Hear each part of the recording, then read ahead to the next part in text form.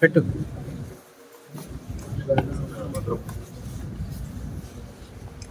ఇలా ఒక్కొక్కరికి చుట్టుపోతే టైం సరిపోతుంది.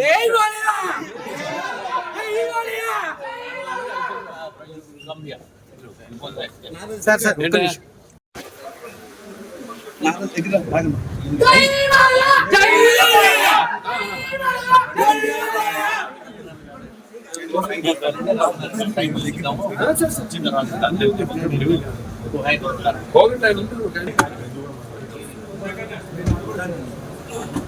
ఓకేనా?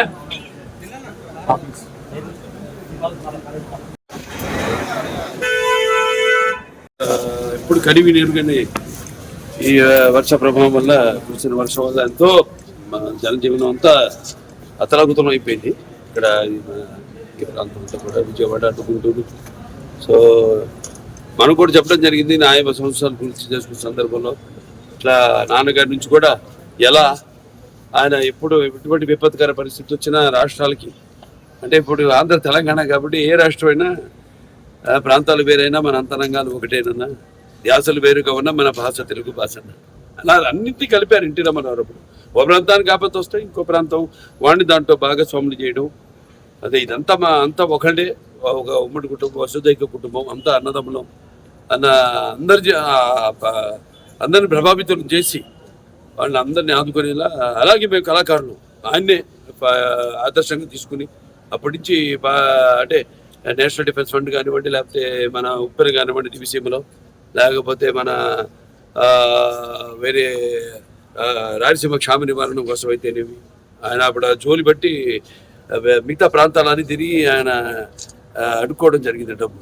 అలా అందరిలో కూడా మన తెలుగు వాళ్ళకి ఒక ప్రత్యేకత, అందరినీ ఒక ఎటువంటి మనకు భేదాలు ఉన్నా అవన్నీ కూడా అంటే మేము ఉంటాం యూనిటీ డైవర్సిటీ, అంటే పార్టీలకి కానీ ఎటువంటి కులాలకు కానీ ఎటువంటి లేకుండా అందరం వాళ్ళ సోదరులకి, వాళ్ళ పక్కింటి వాళ్ళకి, వాళ్ళ బంధువులకి జరిగిన నష్టంలా భావించి ఎప్పుడు ఎల్లప్పుడూ. అలాగే చంద్రబాబు నాయుడు గారు, మా కళాకారులు అందరూ స్పందించారు.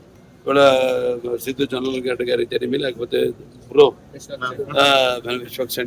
విశ్వసేన్ గారు అయితేనేమి, అలా చాలా మంది నటులు ఎవరికి వాళ్ళు షూటింగ్లో వాళ్ళ పనులు ఉంటారు. ఇప్పుడు మాకు ఖాళీ దొరికింది కాబట్టి ఒక్కరోజు వచ్చేసి, ఎందుకంటే ఇప్పుడు అనౌన్స్ చేసి చాలా రోజులైంది, వచ్చేసి మా సహాయార్థం ప్రజలకి ఇక్కడ బాధితులకి ఈ యొక్క సీఎం రిలీఫ్ ఫండ్కి ఏదైతే వచ్చింది మేము అనౌన్స్ చేసామో అది ఇవ్వడానికి వచ్చాం. అలాగే చాలా మంది కూడా ప్రభావితులయ్యి వాళ్ళు అనౌన్స్ చేయడం జరిగింది.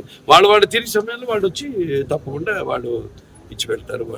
వాళ్ళు ఏదైతే ఇద్దామనుకున్నారో, ఏదైతే వాళ్ళు ప్రకటన చేశారు. అయినా ఇది లేనిపోని రచ్చ చేసి ఈ పేర్లు ఎందుకు లేని పేర్లు ఎత్తడం కూడా అనవసరం. ఏదో ఎంత హాస్యాస్పదం అంటే ప్రభుత్వం సృష్టించిందట ఈ వరదకి, అంతకంటే హాస్యాస్పదం అంటే దీనికి అదే అడిగితే ఏం మాట్లాడాలి బాగా తెలియదు. మనకు తెలుసు వాళ్ళ గురించి ఏం మాట్లాడాలో, ఏం మాట్లాడకూడదు. అది దీంట్లో సహాయం అందించిన చాలా మంది ఉన్నారు. అక్షయ్ వాడు ఉన్నారు, భోజనాలన్నీ అందరు కూడా ఇప్పటిదాకా 10 లక్షల ప్యాకెట్లు, వాళ్ళ రోజుకి 2 లక్షల ప్యాకెట్లు వాళ్ళు కూడా ప్రభుత్వ సహాయ సహకారాలతో వాళ్ళు కూడా మంగళగిరిలో ఈ వంటగది పెట్టి ఎవరికి వాళ్ళు అందరూ కార్యకర్తలు అయితేనేమి, నాయకులు అయితేనేమి అందరూ కూడా దీన్ని ఒక విపత్తు దీని కింద కెలామిటీ కింద కేంద్ర ప్రభుత్వం దాన్ని గుర్తించి సహాయ సహకారాలు అందిస్తుంది ముందు.